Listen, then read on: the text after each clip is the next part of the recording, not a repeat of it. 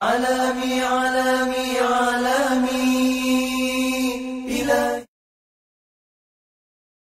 عالمي عالمي عالمي إلهي إلهي إلهي طب النبوي طب النبوي.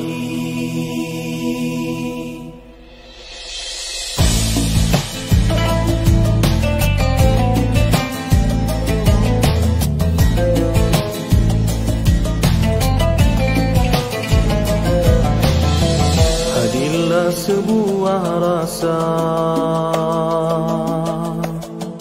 dari keinsafan dosa, langit pun terbuka, bintang bertaburan, indahnya, indahnya tawakal. Ud'uni astajib lakum.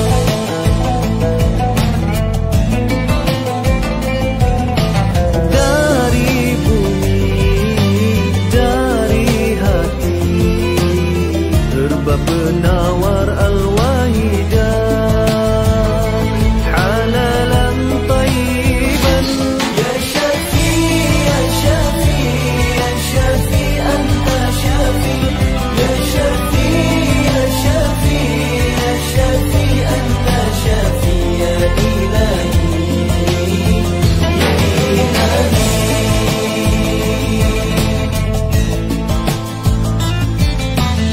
Beratalah doa di langit luas, penuh harapan hati yang ikhlas. Disinari cahaya Rabbani, syifa'un linnasi. Anta Syafi, Ya Ilahi, Anta Syafi, halalan tayyiban.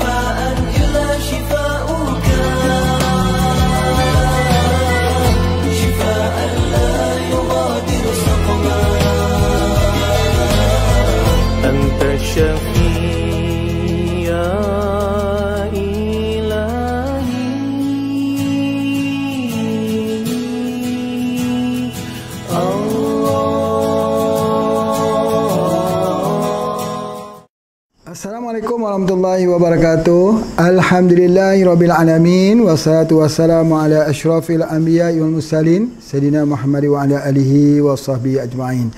Alhamdulillah bertemu lagi Pak Haji dalam kuliah kali yang 120, kali yang terakhir. Selepas ini bagaimana pula kuliahnya ya? Kuliah selepas ini Pak Haji hanya nak buat 30 minit saja. Tetapi kali ini kita mengembara bersama Pak Haji ke bukit kita, atau ke gunung, atau ke lautan, ke pulau. Nanti bersama-sama Pak Haji dalam kuliah esok hari, insya-Allah kita mulakan pengembaraan cecak herba, insya-Allah bersama dengan Pak Haji, insya-Allah ya. Jadi hari ini masih lagi dengan menjawab soalan lah. Soalan-soalan yang di atas ni, soalan yang akhir. Kalau besok kalau hantar soalan pun tak mengapa, boleh hantar nanti di atas batu lagi Pak Haji jawab soalan-soalan tu, insya-Allah ya. Atas bot lagi boleh jawab soalannya. Menarik sekali. Nanti kita akan tunjuk banyak perkara-perkara aneh dalam dunia ni. Selamat menonton lagi dalam episod-episod yang kita yang lebih mencabar bersama Pak Haji. Baik, pada hari ini Pak Haji nak jawab ada soalan ni, ada 6 soalan. Soalan yang pertama, Assalamualaikum Tuan Haji. Untuk pesakit perempuan umur 48 tahun, kedua belah lengan tak boleh digerakkan, terasa kaku, tengkuk pun kaku, sakit kepala, susah BAB, terkadang sampai 2 minggu tak BAB. Kencing terasa sakit, hasil daripada pemeriksaan MRI menunjukkan ada ketumbuhan di tulang belakang. Mohon arahan herba apa yang dicadangkan untuk pesakit ini. Masya Allah, daripada PGS Yanti Hafzah Yogyakarta. Apa khabar Ibu Yanti? Anaknya sudah besar. Kirim titip salam Pak Haji dengan suami dan semuanya. Insya Allah kapan-kapan bertemu lagi di Jogja, di Lombok, insya Allah ya. Baik, pesakit ini sebenarnya dia tidak ada masalah. Dia tidak ada masalah. Dia hanya masalah dia satu saja, dia sembelit. Jadi formulanya ialah hilangkan sembelitnya itu. Hilangkan sembelit ini dah yang jadi masalah sebenarnya. Bagaimana nak hilangkan sembelit? Itu dah tentu Ibu Yanti sudah berikan pelawas. Pak Haji percaya sudah bagikan minyak zaitun, tapi masih lagi sembelit. Baik. Sembelit ini sebenarnya ialah masalah congested colon atau kolon yang tersumbat. Ya, apatah lagi kalau sudah 2 minggu tak BAB, memang kencing pun sakit, tulang belakang akan ada ketumbuhan sebagainya. Jadi kalau begitu, macam mana cara untuk bagi lawas pembuangan BAB ini? Seperti mana yang Pak Haji sebutkan. Yang pertama sekali ialah mengkudu. Ambil kapsul mengkudu, buah mengkudu itu. Ya, sebab mengkudu itu dia ada mikroorganisma, mikroflora yang memperbaikkan lagi pembuangan air besarnya. Yang keduanya, jangan lupa ini, iaitu bawang putih. Blenderkan bawang putih itu. Blenderkan bawang putih itu, lalu dicampurkan. Dicampurkan sedikit bawang putih itu dengan jahe. Dibuat minum, insya Allah dia akan melawaskan pembuangan air besar. Namun begitu kalau masih lagi belum lagi, macam mana ya? Iaitu kita gunakan biji selasih. Ya, biji selasih, ada biji selasih itu digunakan, dan bolehlah kita menggunakan yang terbaik ialah daripada papaya. Makan papaya, jus papaya itu ambil terus. Ya. Setiap hari ambil papaya. Jangan ambil pisang lagi. Pisang nanti. Kemudian ambil dulu papaya. Masya Allah. Itulah salah satu cara untuk melawaskan pembuangan air besar. Dan kalau boleh ambil pelawas. Pelawas atau colon cleansing, iaitu pelawas, tujuh angin dan spirulina. Tetapi Pak Haji percaya bahawa Ibu Yanti telah pun menggunakan semua keahlian tersebut, telah mencuba, tapi masih lagi belum dapat lawas sebagainya. Ya, maka yang terakhir barulah kita mula menyapukan MPH di perutnya itu, dipanas-panaskan di perutnya itu dengan MPH. Itu juga salah satu daripada memudahkan BAB. Itu di antaranya. Baik, apakah masalah? Apakah dia sebab yang menjadi sukarnya untuk BAB ini? Pertama, kurang air, yang ini kering. Yang kedua, dehydration, kencing kerak. Jadi air itu harus cukup dalam badan. Yang ketiga, kena ubah attitude, jangan tunggu-tunggu, jangan tangguh-tangguh. Ya, jangan kita lewatkan. Kalau sudah mau pergi ke BAB, terus langsung, jangan tunggu. Itu akan menyebabkan permasalahan. Itu ada di antaranya, dan mesti dilatih semula. Ya, dilatih semula agar ada disiplinnya. Kalau kita sudah suka tahan, memang dia akan jadi begitu. Itulah di antara kaedahnya, insya-Allah. Apabila dia sudah dapat BAB ini, maka insya-Allah semua simptomnya lain itu akan hilang. Artinya gerakan kaku, tengkuk kaku, sakit kepala, itu semuanya akan hilang apabila BAB itu lawas. Boleh tak kita gunakan pokok atau daun jati Cina misalnya? Boleh tak kita gunakan begitu? Jadi kalau kita gunakan jati Cina boleh, tapi jangan terlalu banyak. Kalau boleh disangraikan dulu daun itu. Kemudian bila daun itu agak matang, barulah dijadikan bubuk. Jangan terus langsung ambil yang kering atau yang basah dikeringkan kemudian dijadikan bubuk. Jangan begitu, sangrai dulu. Sangrai dulu. Yakni kita goreng dulu di atas, goreng tanpa minyak untuk menghilangkan racun-racunnya terlebih dahulu. Itulah kaedah yang digunakan, insya-Allah. Baik. Soalan yang kedua, Assalamualaikum warahmatullahi wabarakatuh. Waalaikumsalam warahmatullahi wabarakatuh. Saya Bu Mariana, Banda Aceh. Anak saya perempuan 28 tahun, di lehernya ada sedikit pembesaran. Akan tetapi hasil USG normal. Hasil laboratorium T3 dan T4, hormon tiroid normal. Apa herba yang tepat untuk anak saya? Tuan Haji, sebab pembesaran pada leher bisa hilang. Yang bisa hilang ni yang cepatnya ialah bajakah untuk leher. Ini pengalaman. Pak Haji memberikan bajakah untuk tiroid, sangat berkesan. Cepat. Ya, itu di antaranya. InsyaAllah kalau kita gunakan. Namun begitu bajakah ini, Pak Haji nak pesan ya, bahawa memang herba baik untuk kanker. Kanker apa pun bagus. Tetapi permasalahannya kadang-kadang dia tak dapat diserap. Misalnya apa? Misal orang yang kekurangan albumin, yang bengkak badannya, bengkak perutnya, ataupun bengkak kerana air tak bisa keluar dalam tubuh badan. Air tak boleh keluar dalam tubuh badan. Jadi kita perlukan kepada kapsul haruan. Itu saja. Bila ditambah dengan kapsul haruan, insya-Allah. Itu yang pertama sekali. Jadi baik. Kalau begitu, kalau ada pembengkakan juga boleh dihilangkan melalui ubat sapu eksternal. Seperti ada kita keluarkan satu bubuk dingin. Bubuk dingin, insya-Allah. Jadi ambil sapu, pendingin itu disapukan. Dan jangan sepelekan dengan bedak dingin. Bedak dingin yang digunakan oleh kakek-kakek kita, ya, menggunakan bedak dingin sapu kat muka tu, jangan sepelekan. Itu sangat baik khususnya untuk mengecilkan ketumbuhan. Letakkan di air, sapu basah, sapu basah, sapu.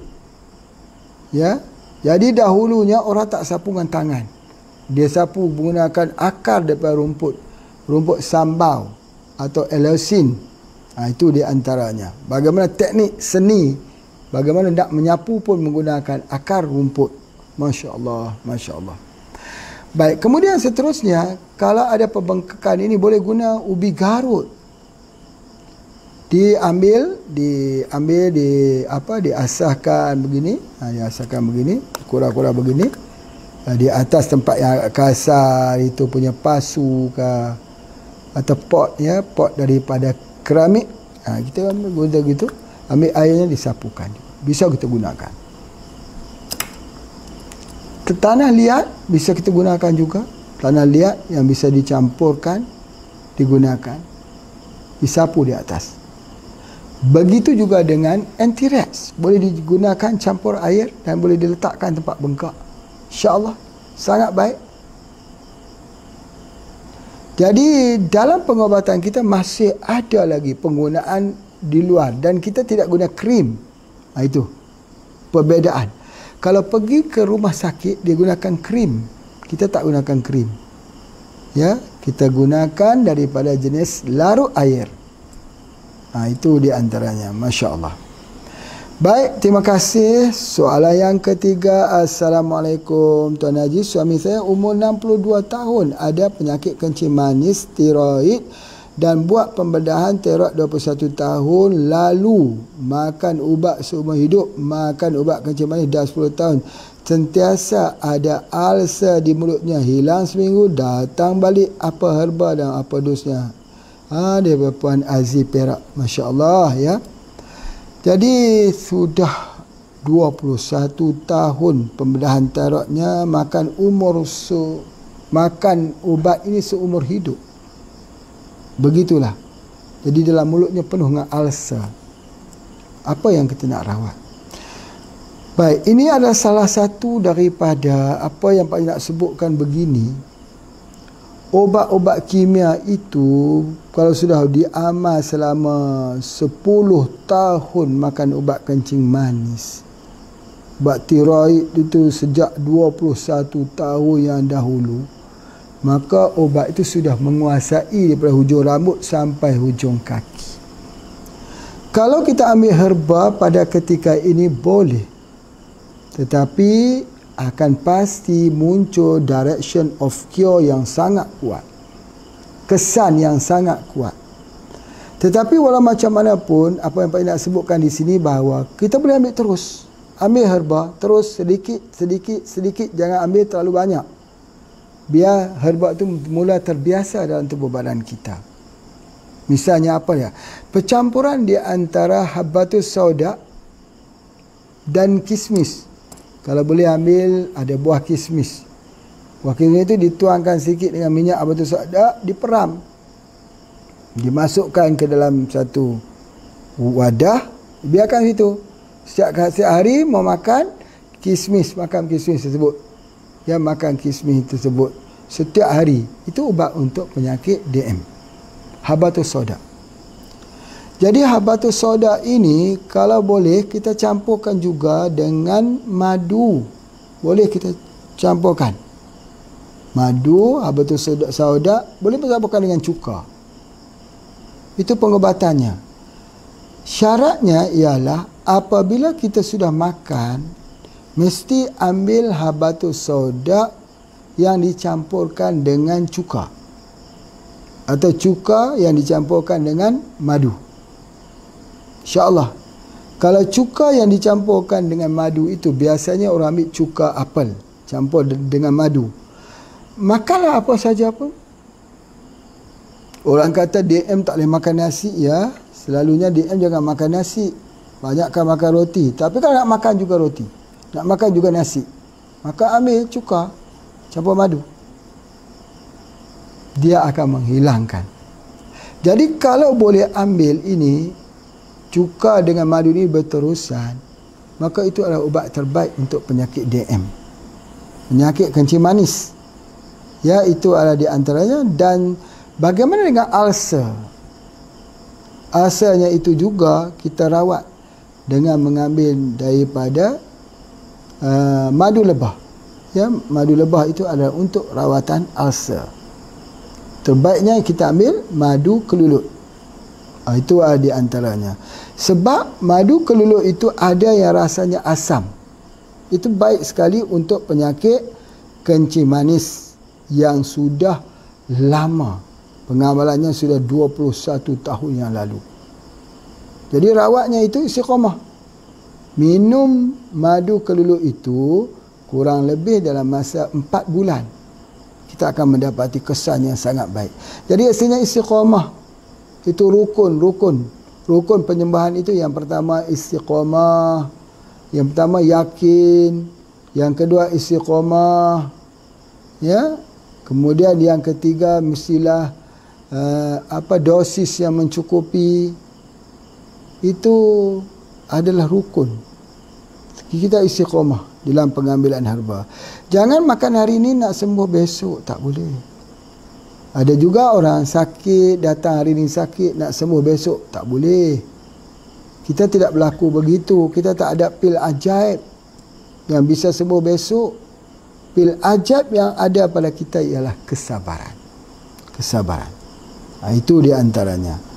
Baik, Pak Haji pergi kepada soalan yang keempat.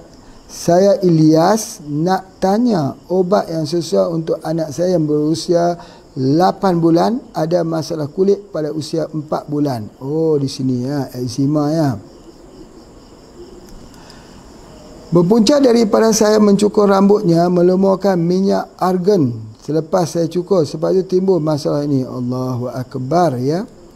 Selepas cukur rambut, sapu minyak argan oil. Argan oil ni banyak orang kata bagus sekali, tapi kena anak itu langsung dia jadi merah. Jadi oleh sebab itu bagaimana cara kita nak menghilangkannya ya? bagi sakit ini sebagainya, maka kita berikan dia dengan SJ2. Ya, campur dalam susu bisa, ataupun kita gunakan apa-apa juga boleh kita gunakan. Buat seduh dalam air bagi dia minum boleh, insya-Allah. Ya. Ini penyakit eczema ini ataupun penyakit kulit ini, ya, mungkin kerana alergik yang kini sudah berusia 8 bulan, sudah 4 bulan dalam keadaan sakit begini. Cepat-cepat kita gunakan. Daripada penawar kita boleh juga kita gunakan ini dengan menggunakan, ada satu produk kita yang dikenali sebagai ini dia, obat sapu lendir hati bumi. Ini digunakan. Nanti Cik Ilyas, ya, boleh menghubungi kita dan dapatkan ini. Sangat berkesan. Ajat keberkesanannya, insya-Allah. Ya, alhamdulillah. Baik, kita pergi pada soalan yang kelima. Soalan kelima, nama saya Nisa asal Terengganu. Saya menghadapi penyakit DOC. Saya menghadapi penyakit DOC pula ni Pak Haji, tidak baca ni, penyakit DOC pula, penyakit darah syurga. Okey, bukan. Saya menghadapi penyakit, doktor panggil pertumbuhan terbantut, iaitu tulang di belakang telinga membesar dan menekan lubang telinga sehingga tertutup. Kes ini berlaku 10 tahun yang lepas. Saya amalkan syak dan omega 3, tapi kepagaran ini saya sentiasa pening dan saya dapat rasakan kepala saya semakin besar. Herba apa yang patut diamalkan? Oh, ini Masya Allah, ya. Doktor panggil dia pertumbuhan terbantut kerana tulang di belakang telinga membesar dan menekan. Okey, ini Masya Allah, ya. Jadi apakah herba yang selalu yang kita nak makan? Ada 4 jenis herba yang kita nak makan. Yang pertama, mengkudu. Yang kedua ialah hempedu bumi, kapsul mengkudu, kapsul IMT. Yang ketiga ialah pegaga, teh botani pegaga. Itu 3 herba yang kita kena gunakan. Oh, yang keempat kunyit. Kunyit. Jadi Pak Haji sebutkan ini kerana ada pengalaman. Kunyit, pegaga, kemudian kita gunakan daripada apa ya tadi, kunyit, pegaga, kemudian mengkudu, dan juga sambiloto ataupun empedu bumi yang pahit tu, kapsul IMT, ya. Jadi mengkudu, kita gunakan mengkudu. Jadi baru kita dapat keempat-empat itu, insya-Allah dia akan makin kecil sebagainya. Memang betul dia akan memberikan kesan kepala itu akan jadi sikit besar sebab tulangnya membesar. Kita gunakan kaedah ini. Kalau boleh ditambahkan lagi dengan menggunakan manggis, kapsul manggis, ya, insya-Allah. Mudah-mudahan sembuh dengan izin Allah, insya-Allah. Baik, sekarang kita tengok pada soalan yang ke-6, iaitu soalan yang terakhir. Saya Humairah daripada Johor, umur 34 tahun. Mohon pencerahan dari Pak Haji. Sakit saya sudah 8 tahun. Wah, lama 8 tahun ini. Gastrit, GERD, ulcer perut yang agak kronik. Pernah hampir 1 tahun tak boleh makan apa-apa. Makan sakit. Makanan yang saya tak boleh makan yang berangin sekarang sangat kurus. Bila saya beli madu tualang HPA, saya baru beli madu tualang HPA, dan ada apa lagi yang sesuai untuk saya? Bolehkah saya mengambil 7 angin HPA? Bagus ini. Ambil 7 angin, betul. Untuk ulcer perut ni yang pernah Pak Haji coba, percampuran di antara 7 angin dan kapsul radik. Sangat bagus. Kalau boleh ditambah dengan omega 3 soft gel. Ya, jadi pengambilan ketiga ini sangat-sangat baik. Tetapi kalau dah percampuran di antara pati kurma dan juga susu kambing, itu juga sangat baik untuk penyakit seperti gastrit ini, insya-Allah.